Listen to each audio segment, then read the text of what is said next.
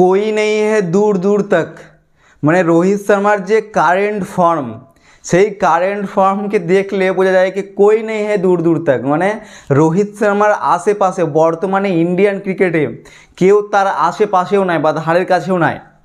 কারণ রোহিত শর্মা যেইভাবে এখন বর্তমান ক্রিকেটে তিনি খেলছেন, তিনি 37 সালের মানে 37 বছর ওল্ড হয়েও 37 বছর বয়স হয়েও তিনি যেই ফর্মে খেলছেন, একটা প্লেয়ার সাধারণত 37 বা 38 বা 36 35 ক্রস করলে একটা প্লেয়ার কিন্তু ওইভাবে তার আর খেলতে পারে না। কিন্তু রোহিত শর্মা মনে হয় যত এজ বাড়ছে তিনি তা আরও মনে হয় নতুন হয়ে ফিরছেন। মানে রোহিত শর্মা যেভাবে বর্তমানে খেলছেন মানে কই তার দূর দূর তক নেই এরকম। মানে রোহিত শর্মা এই যে আইসিসি যে একটা ওডিআই র্যাঙ্কিং প্রকাশ করেছে, সেই র্যাঙ্কিংয়ের 2য় নম্বর পজিশনে আবার রোহিত শর্মা ফিরে এসেছে। মানে ফিরে এসেছে এই জন্যে বলছি কি রোহিত শর্মা কিন্তু 2019 ওয়ার্ল্ড কাপের সময় বা 2019 সালে কিন্তু 2 নম্বর পজিশনে ছিলেন ওডিআইয়ে। বিরাট কোহলি ছিলেন 1 নম্বর পজিশনে ও রোহিত শর্মা ছিলেন 2 নম্বর পজিশনে। ও কিছুদিন এই পজিশনটা কিন্তু রোহিত শর্মা হারিয়ে ফেলেছিলেন। আবার 37 সালের হয়ে 37 সাল বছরের বয়সে হয়ে রোহিত শর্মা মানে আবার সেই 2 নম্বর পজিশনে ফিরে পেয়েছেন। ও রোহিত শর্মার যে স্ট্যাটগুলো দেখলে অবাক হওয়া বিষয় যে এখন কি এই রোহিত শর্মা এত বছর বয়সেও এত একটা বুড়ো বয়সেও তিনি মানে 2023 ওয়ার্ল্ড কাপে ওডিআই ওয়ার্ল্ড কাপে সেকেন্ড রান গেটার ছিলেন কিন্তু এই রোহিত শর্মা। ও এই যে 2024 যে টি20 ওয়ার্ল্ড কাপ হলো, সেই টি20 ওয়ার্ল্ড কাপেও কিন্তু ইন্ডিয়ান ফার্স্ট রান গেটার ছিলেন রোহিত শর্মা।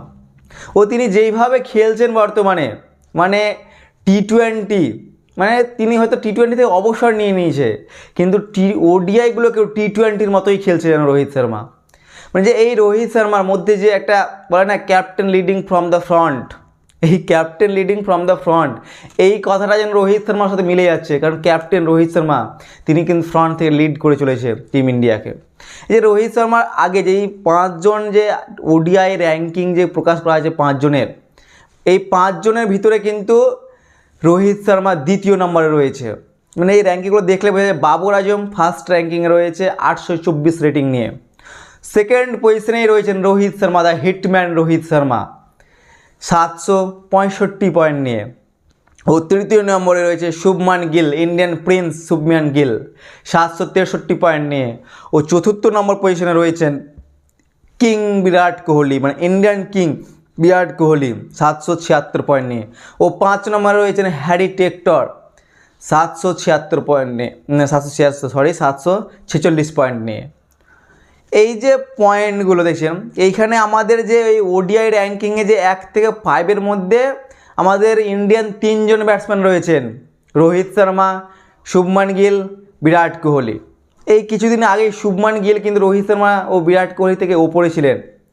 ও রোহিত শর্মা কিন্তু 4 নম্বর পজিশনে ছিলেন, সেইখান থেকে রোহিত শর্মা ডিরেক্ট 2 নম্বর পজিশনে। হয়তো রোহিত শর্মা ফার্স্ট ওডিআই র্যাঙ্কিংয়ে চলে গেলেও কিন্তু কোনো সারপ্রাইজ কিছু হওয়ার কিছুই নাই সারপ্রাইজ, কারণ এইখানে রোহিত শর্মা সেটা ডিজার্ভ করে।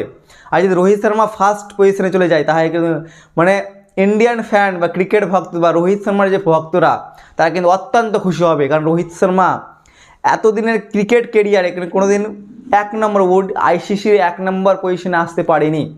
কিন্তু রোহিত শর্মা আইসিসির 1 নম্বর পজিশনে না আসতে পারলেও সবাই জানে রোহিত শর্মা কোন লেভেলের প্লেয়ার, তিনি কি করতে পারেন এটা সবাই জানে। তিনি হয়তো আইসিসি র্যাঙ্কিংয়ে আসতে পারেননি, কিন্তু তিনি যদি আইসিসি র্যাঙ্কিংয়ে 1 নম্বরে আসেন তাহলে কিন্তু সবাই খুশি হবে। ও রোহিত শর্মা ইন্ডিয়ার দর্শকরা প্রচুর পরিমাণে খুশি হবে কি রোহিত শর্মা আইসিসির 1 নম্বরে এসেছেন। সেটা হতেও পারে কারণ সামনে যে ওডিআই চ্যাম্পিয়ন্স ট্রফি রয়েছে সেখানে অনেকগুলো ম্যাচ রয়েছে। ও সামনে কিন্তু ইন্ডিয়ার যে 3টে ওডিআই ম্যাচের সিরিজ রয়েছে সেটাতেও কিন্তু রোহিত শর্মা খেলবে। তাহলে কিন্তু রোহিত শর্মা নিশ্চয় ওডিআই নাম্বার 1 হওয়ার কিন্তু চান্স রয়েছে।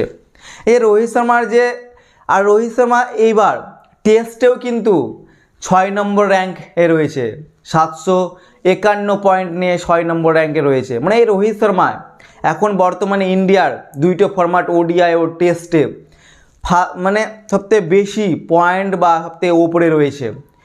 মানে ওডিআইয়ে সেকেন্ড পজিশনে রয়েছে 765 পয়েন্ট নিয়ে, ও টেস্টে 6 নম্বর পজিশনে রয়েছে 751 পয়েন্ট নিয়ে।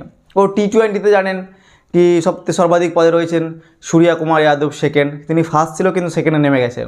কিন্তু এই যে রোহিত শর্মা যেইভাবে বর্তমানে মানে তিনি 37 বছর বয়সেও যেভাবে খেলছেন, তার যে এই 37 বছর বয়সেও তার সমানে কোনো ইয়ং প্লেয়ার তার ধারে কাছেও নাই। মানে একটা প্লেয়ার 13 বছর ধরে ইন্ডিয়াকে সার্ভিস দিয়ে যাচ্ছে, আর এই এক প্লেয়ার যিনি ওডিআইয়ে 49-এর অ্যাভারেজ মেনটেন করেছে 13 বছরের ক্রিকেট কেরিয়ারে। তাহলে একটা 13 বছরের ক্রিকেট কেরিয়ারে 49-এর অ্যাভারেজ মেনটেন করা কিন্তু চারটিখানি কথা নয়। কারণ একটা প্লেয়ার হয়তো 2 বছর খেললো, 3 বছর খেললো, আর 1 বছর খেললো, 4 বছর খেললো, 4 বছর, এইভাবে যদি কেউ 60-65 মেনটেন করে সেটা আলাদা ব্যাপার। কিন্তু একটা প্লেয়ার 13 বছর লাগাতার 13 বছর ফর্মে থেকে তিনি 13 বছর 49-50-এর অ্যাভারেজ মেনটেন করছে, তাহলে ভাবতে পারছেন এটা কোন মহান মানে লেভেলের প্লেয়ার। মানে Indian current best batsman in Indian cricket team, বা ওয়ার্ল্ডের বেস্ট ব্যাটসম্যান বর্তমান টাইমে এই রোহিত শর্মা। তার যে ওডিআই রান, তিনি ওডিআই 265টা ম্যাচ খেলেছেন, আর যার ওডিআই রান 10,866 রান রয়েছে। ও তার হায়েস্ট 264, যেটাকে হয়তো বলছি ভাঙা অসম্ভব 264 রান।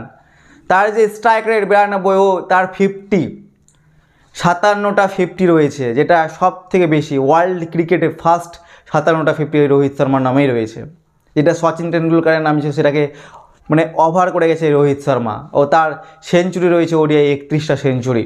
এই রোহিত শর্মা এই জেনারেশনের একটা মহান প্লেয়ার, বা মানে বেস্ট প্লেয়ার বললে চলে, মহান মানে তিনি এই জেনারেশনের একটা মহান প্লেয়ার হয়ে দাঁড়িয়ে গেছেন রোহিত শর্মা। কারণ তিনি যেইভাবে 37 বছর বয়সে তিনি খেলছেন, তাতে মানে ইয়ং প্লেয়ার যেগুলো আসবে তারা এই রোহিত শর্মাকে আইডল হিসেবে মানবে।